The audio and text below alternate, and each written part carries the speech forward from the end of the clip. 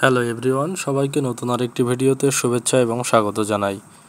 মেলা হচ্ছে গ্রাম বাংলার ঐতিহ্যবাহী অনুষ্ঠান। এই মেলা বিভিন্ন উপলক্ষকে কেন্দ্র করে অনুষ্ঠিত হয়ে থাকে। মেলার বর্তমান সময়ে বিভিন্ন ধরন তৈরি হয়েছে, তেমনই একটি মেলা হচ্ছে শিল্প ও বাণিজ্য মেলা। শহরবাসীর কাছে এই মেলাও যেন আনন্দের কমতি রাখে না। শরীয়তপুর সদর উপজেলায় শিল্প ও বাণিজ্য মেলা অনুষ্ঠিত হচ্ছে শরীয়তপুর শিশু পার্কের পাশেই। এখানে প্রবেশ মূল্য রাখা হয়েছে 30 টাকা। তবে স্টলগুলোতে যে সমস্ত পসরা দোকানিরা সাজিয়ে বসেছেন তার প্রত্যেকটাই প্রয়োজনীয়। কোনোটাতে আছে ঘর গৃহস্থলীর পণ্য, কোনোটাতে মনোহরি। মেলার কেন্দ্রে আছে একটি খাবারের দোকান, সেখানে সবসময় উপচে পড়া মানুষের ভিড়। মেলায় আগত দর্শনার্থীরা এখানে কিছু সময় বসে বিভিন্ন মুখরোচক খাবারের স্বাদ গ্রহণ করছেন।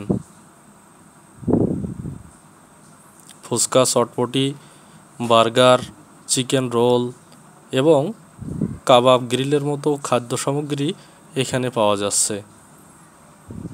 মেলায় আগত দুইজন দর্শনার্থীর সাথে কথা বলি। এসে আপনার কেমন লাগতেছে? বেশ মজা লাগতেছে। সাথে কে কে আসছে? আসছে আমার পরিবার, আসছে আমার মা, আসছে এই যে আমার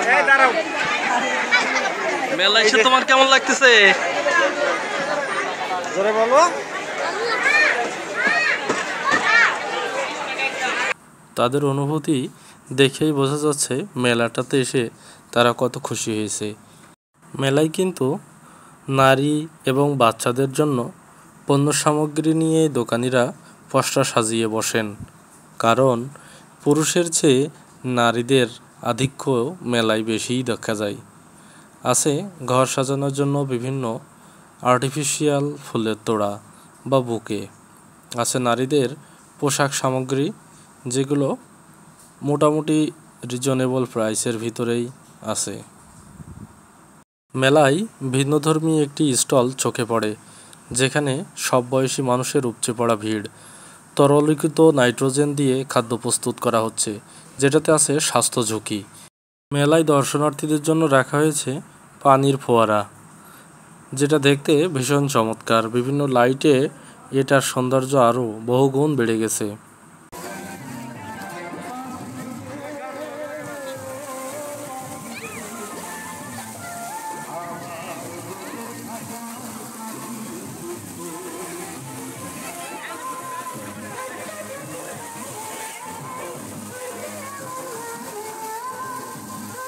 মেলাতে আসা দর্শনার্থীদের উপরে ছোট ছোট বাবল ছড়ে দেওয়া হচ্ছিল, যেগুলোর অনুভূতি ছিল চমৎকার। ধন্যবাদ সবাইকে।